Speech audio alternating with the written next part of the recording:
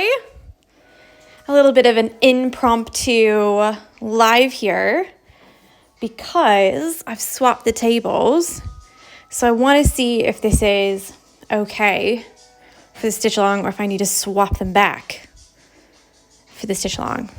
So we're going to do a little prep video.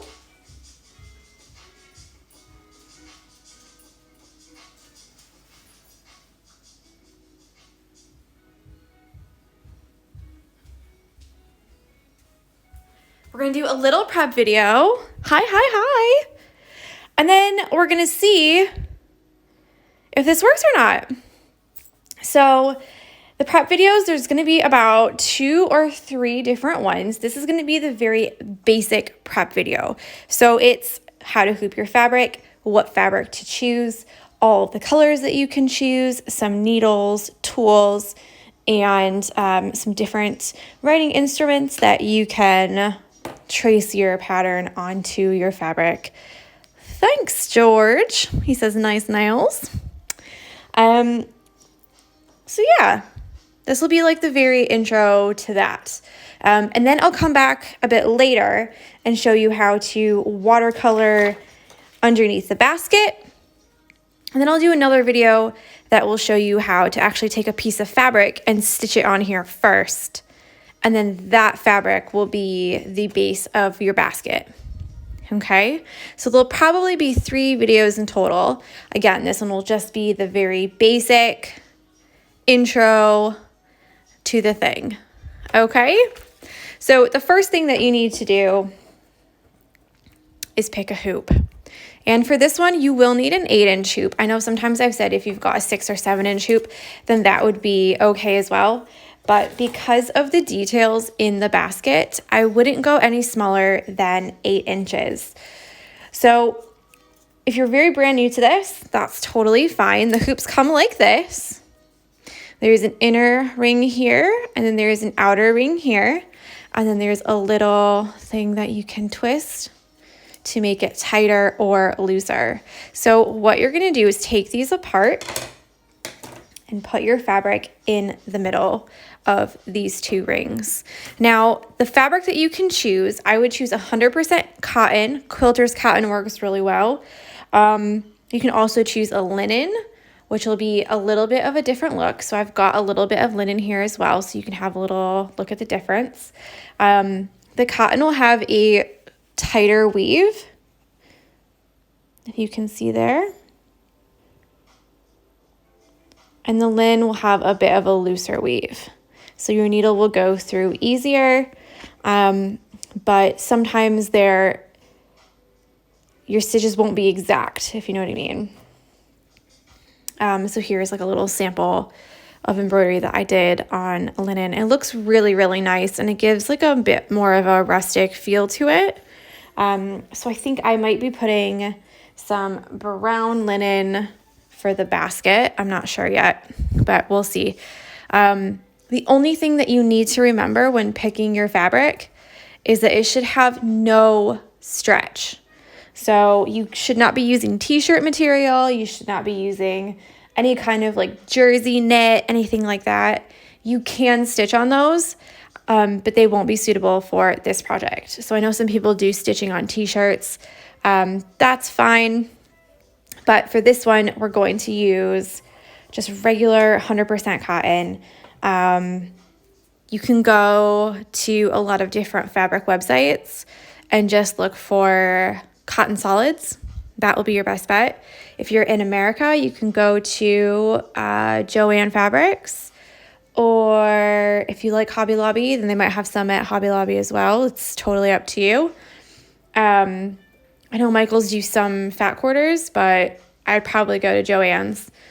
And there's a whole big quilting cotton section, and you'll find all kinds of stuff. You can also search for Kona cotton. All this information is in the instructions as well, but some people just like to hear it. You can also search for Kona cotton. It'll be a little bit more expensive than the quilting solids, but the fabric has got a nice quality to it. So what you're going to do, take your hoop apart like this.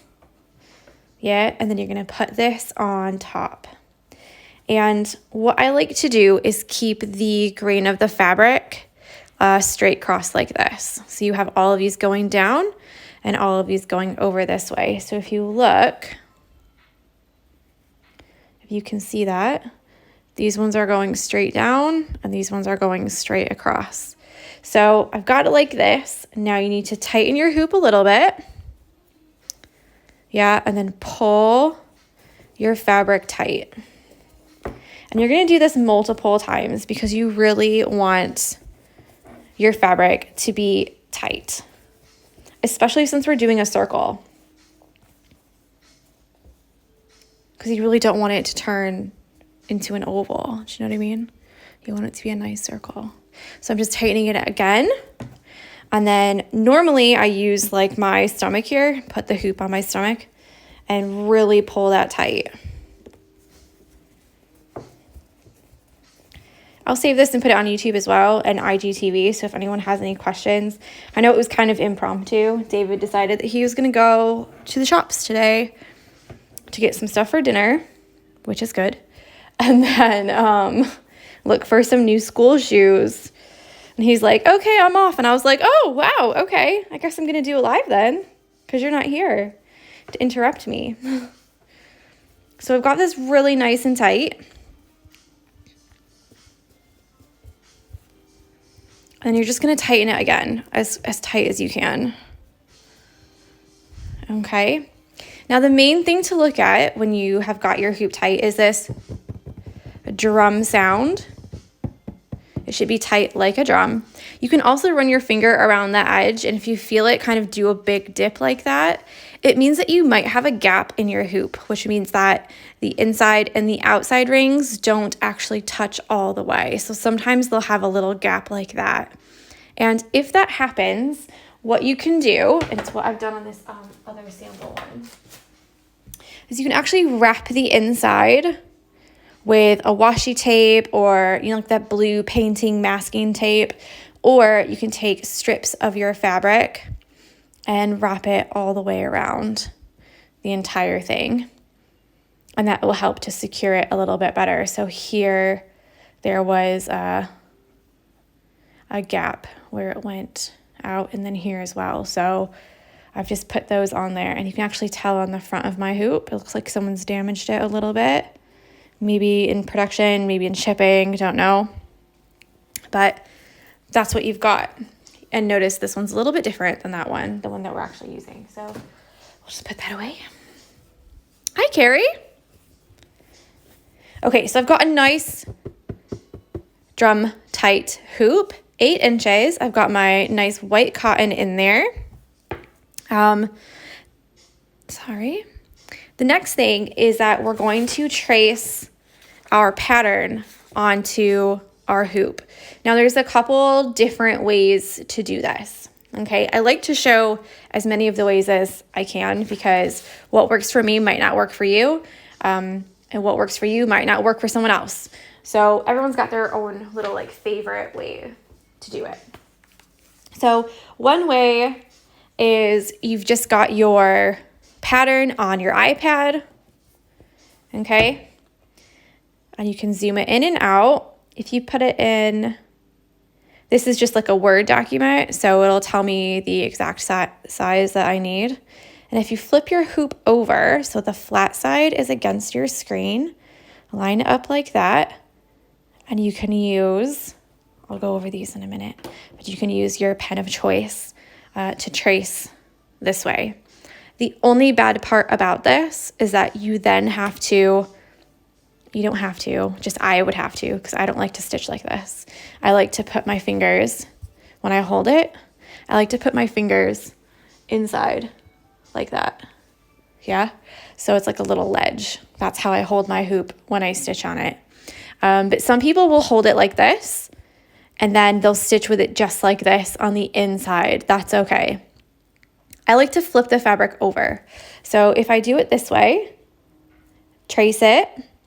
Ooh, I'll show you a trick for that too. Trace it, yeah?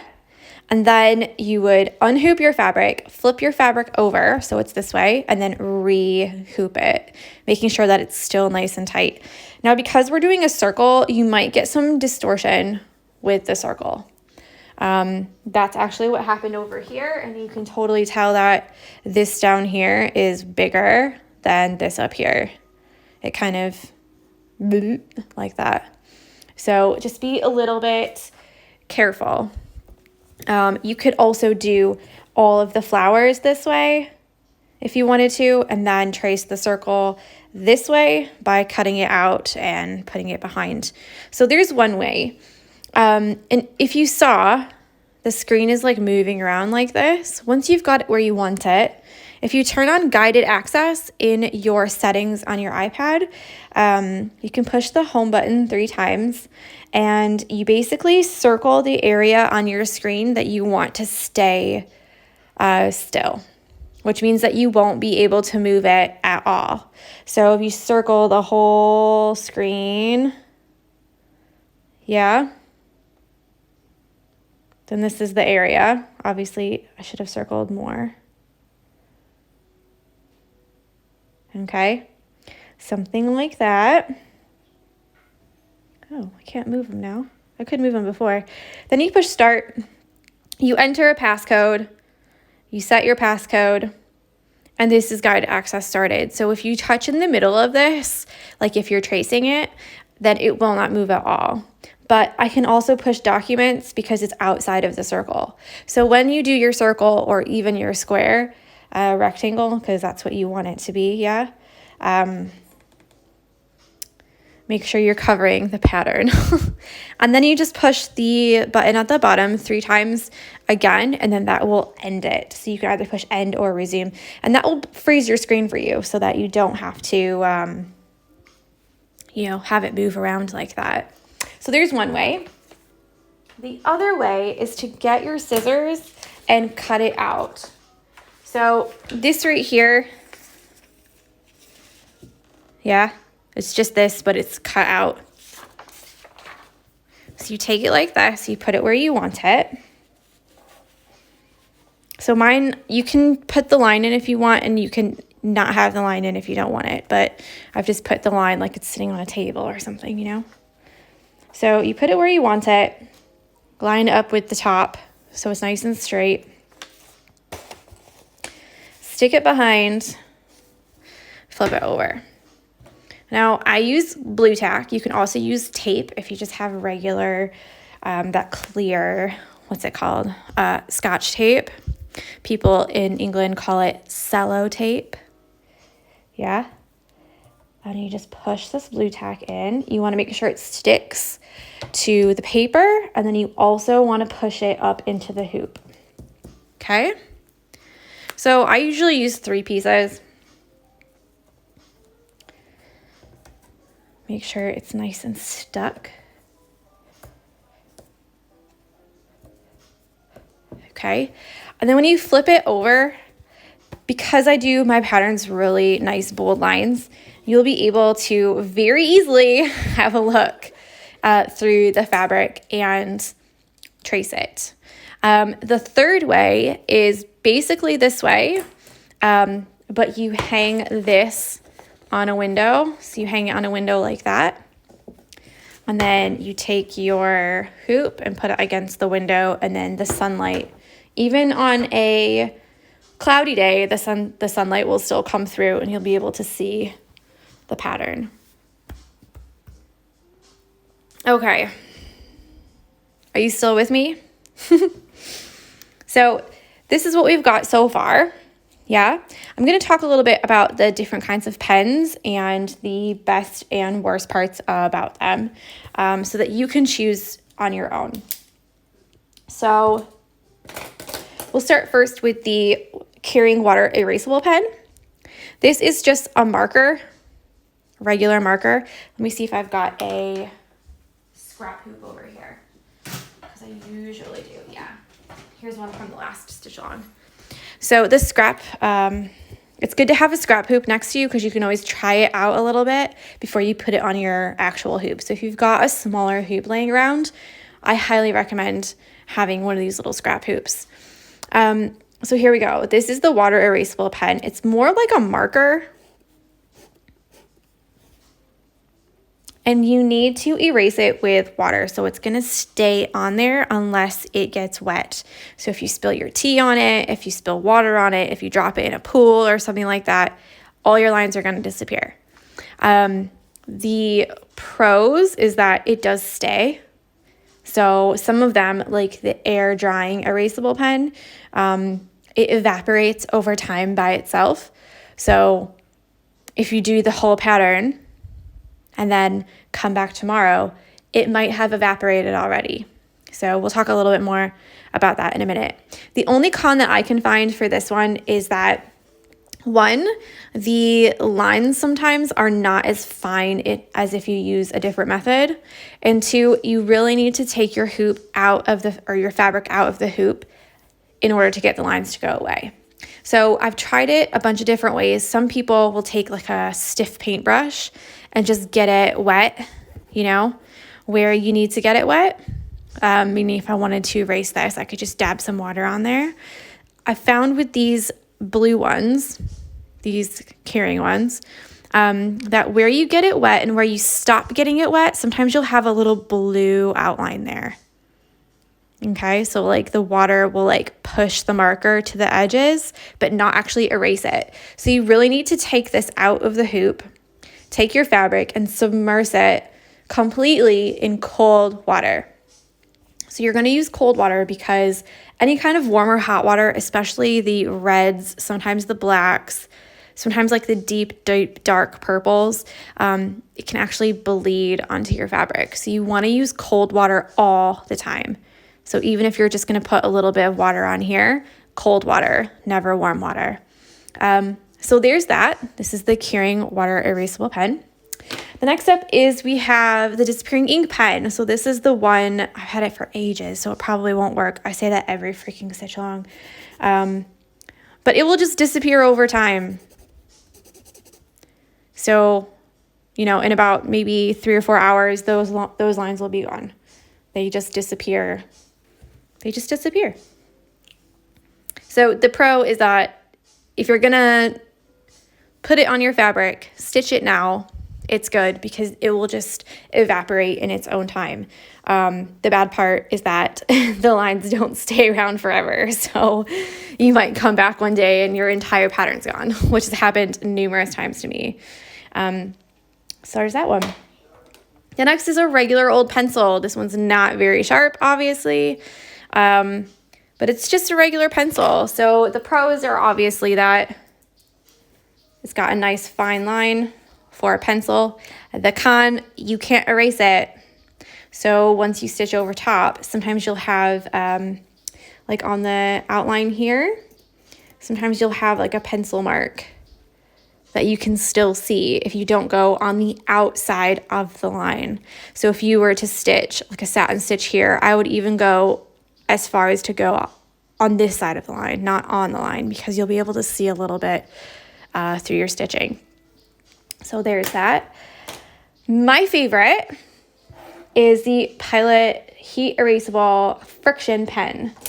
They do have their faults, so don't come at me yet. They come in a lot of different thicknesses. So there's 10, I think this one is 7, and then this one is 5. Now, they say not to use these on fabric, and the reason is because after you erase it, sometimes you can get some ghost lines. So do you see this here? On the outside here? These are all ghost lines, and there's even some here. Okay, so I'm gonna draw on the fabric and then show you how they work. So this is a 10-inch one. You've got a thicker line. There's 10-inch. This is I think it's just 10, not 10 inches. This is the 7, it's a little bit thinner. And then this is 5, it's the thinnest, and it's the one that I like the best. Okay. Now these will erase with an iron I don't recommend an iron because I don't like to iron the top of my embroidery. Sometimes it can give it a shiny, almost plastic melted look. I don't know why it does that. It almost gives it like a sheen. So that's not a favorite way to erase. My favorite way is just with a blow dryer, a regular old blow dryer. So let me go and do that real quick. So I've got my blow dryer over here.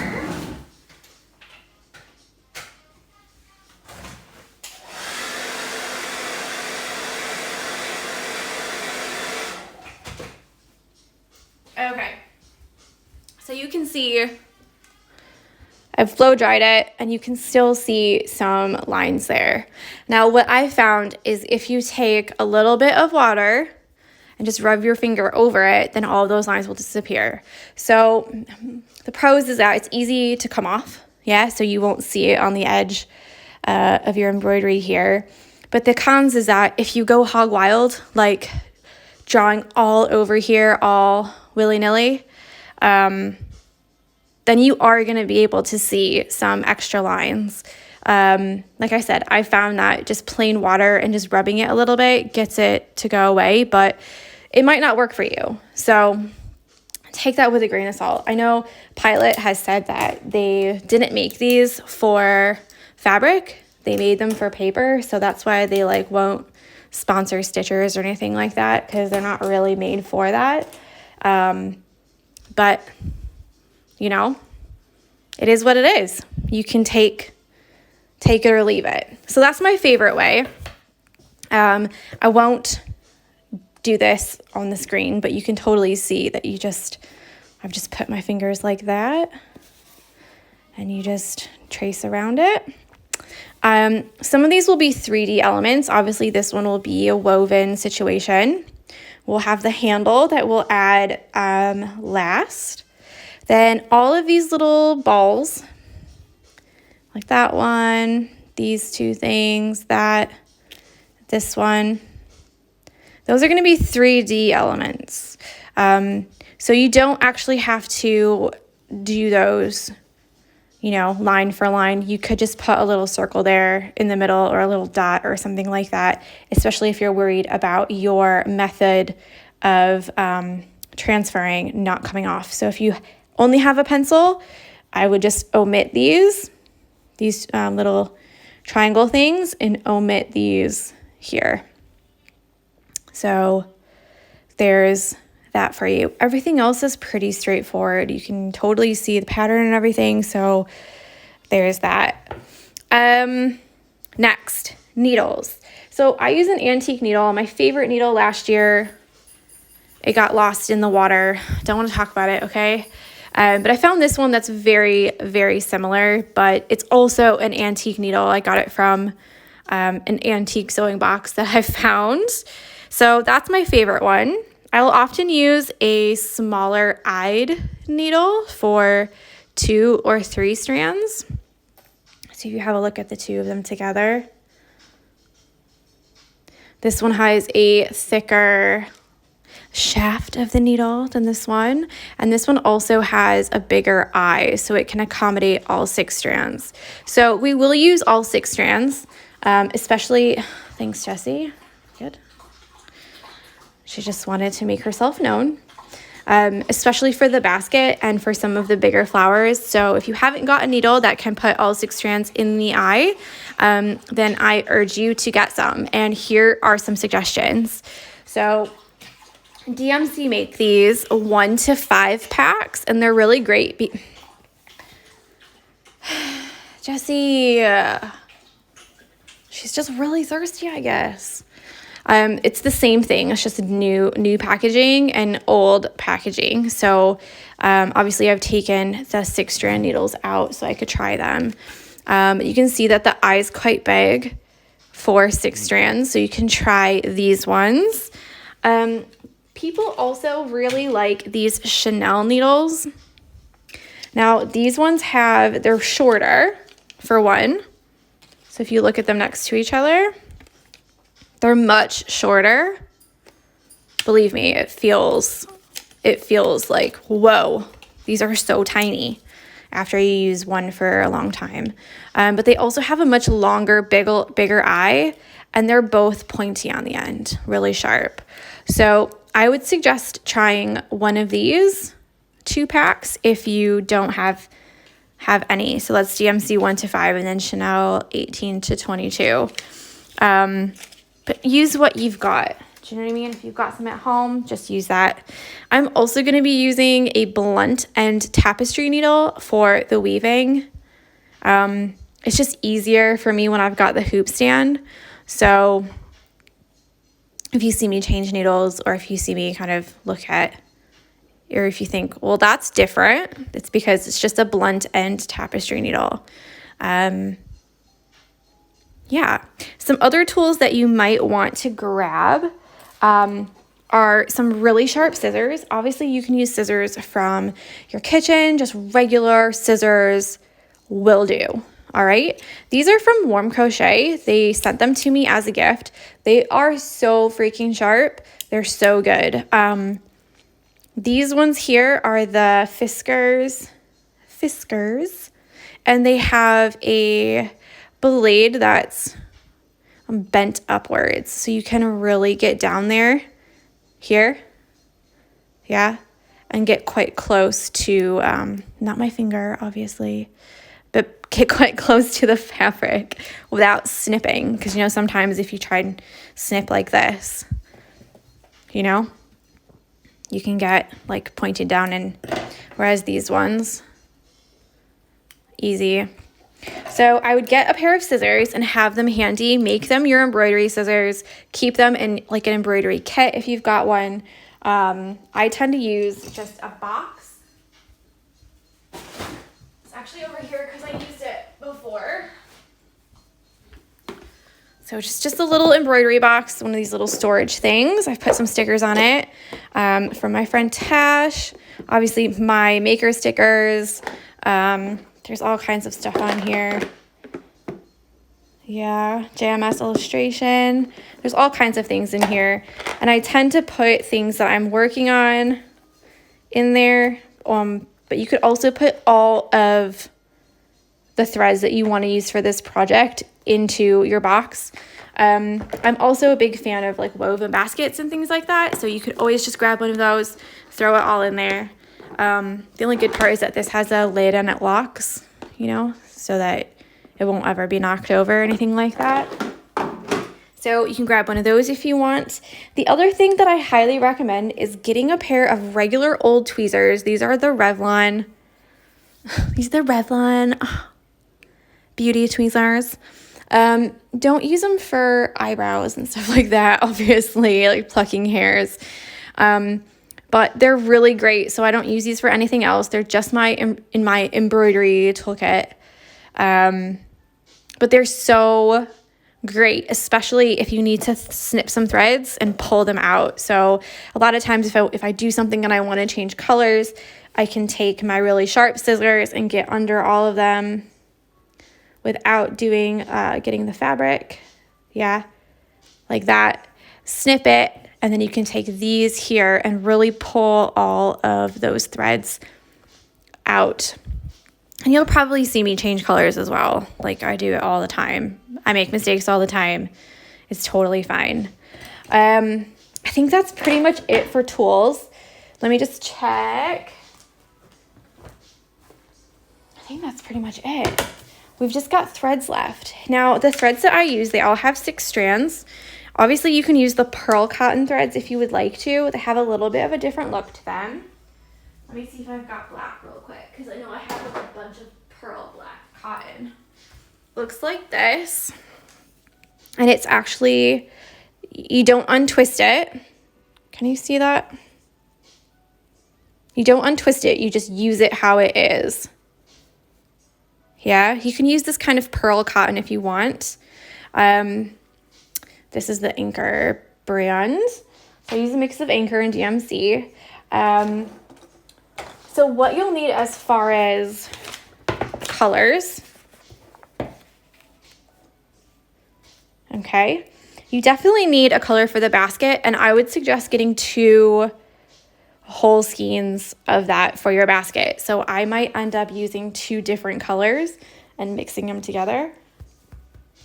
Excuse me. But any of these colors would be great. So you can do a really nice dark brown. You can do more of like a grayish tan. You can do a really warm brown. 100% up to you. Let me zoom it in a little bit so you can see better. And we'll move these things out of the way. We're done with you. Talking about colors now. Okay. So I would do 2 colors for this. You could do 2 of the same color or 2 different colors, you know, that doesn't really matter. So let's just say I pick these 2. But you will use a lot for the basket, okay? So if you're going out to buy colors, I would pick 2 skeins of that. So a skein looks like this. Here's just a cheap one. Someone gave it to me. Yeah, I would get 2 of them. If you're just using random scraps of thread that you've got, I would pick 2 different colors. Yeah? Okay, so we've got a brown. And then I would pick 1 color for each of these big flowers.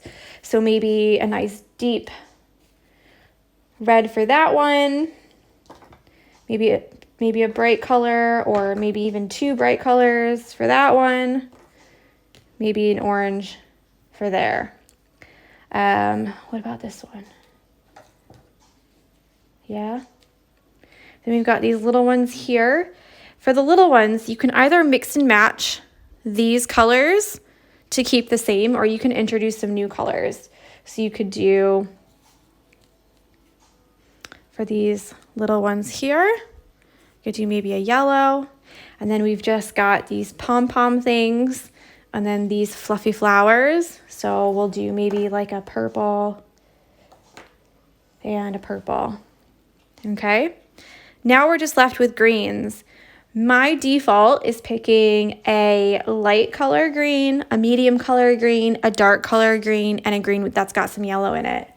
So light color, maybe medium, like this, then a dark, and then a green that's got some yellow in it. And what I mean by this is a green that tends to go a bit more yellow than it does blue.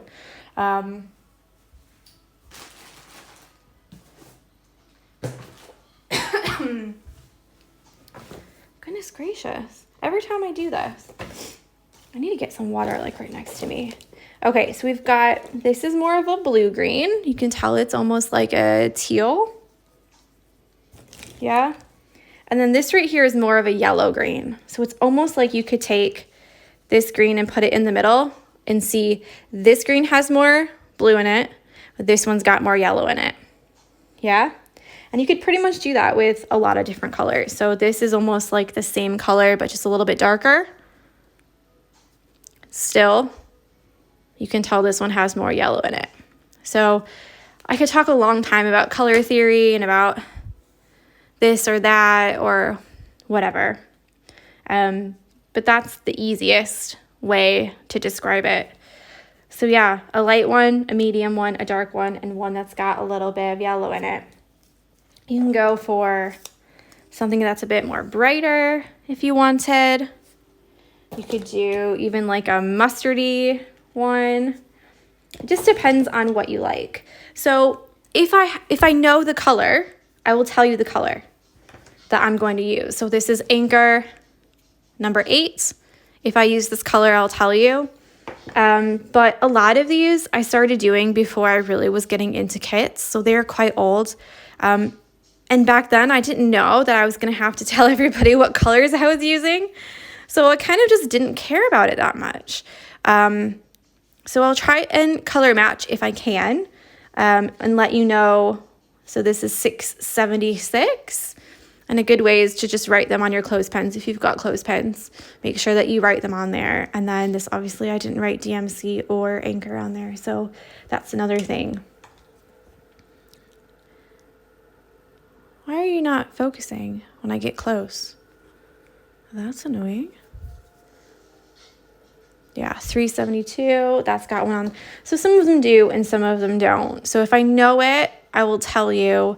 If not, I am really sorry. It's something that I'm trying to be better at, but I have all of these threads, so it's hard to go back and do it after I haven't done it for so long, you know, to like go back and color match them all. So there's a little bit of an idea as far as colors, but you can't go wrong. You can use any colors that you want for this. Good morning. Yeah, so I hate to say it, but I think that's pretty much it from me. Like I said, I'll come back again and do a tutorial for how to watercolor your hoop. If you would like to watercolor your hoop, I would not put the pattern on yet. I would just put the circle so that you're all prepped for that. And then I'll come back later and do that. And then I'll come back again so that you can see how to stitch a small piece of fabric onto your hoop, and then we'll stitch over top of that for the basket. So it'll almost look like the basket. It'll be different, you know? I think I'm going to use this linen for it. It's like got specks in it. This is not focusing very well. So yeah, we'll cut a little circle out. Basically, we'll cut this circle out, cut the circle out, and we'll stitch it onto here. Okay? So I didn't want to overwhelm. So this is just the general intro. It's the same as a lot of my other stitch-alongs, but it's nice to have the whole thing in one place so that if you ever purchase a stitch-along in the future that we've done in the past, you can start with the prep video and then go day 1, day 2, day 3, all in the same playlist. So yeah, I think that that's it from me. You will see me again. Maybe today, I'm not sure. David's at the store. He's just sent me a million messages. So again, I'll come back and do the watercolor, and I'll do the applique on 2 different hoops so that you can have a look, and then you can decide for yourself. If you have any questions at all, shoot me a DM, and then I'll be happy to answer. And I'll also put a little box in my stories later today, just in case you are a little bit like, oh, I don't know whether I should ask her. No question is a stupid question, okay? We'll also go over tying knots as well, because I know a couple people are like, I don't know how to start it, which is totally fine. We'll probably do that on day 1. So yeah, I think it's a lot of information, but pick and choose what works for you and discard the rest, you know, do your thing. So yeah, I'll see you guys a bit later. Okay.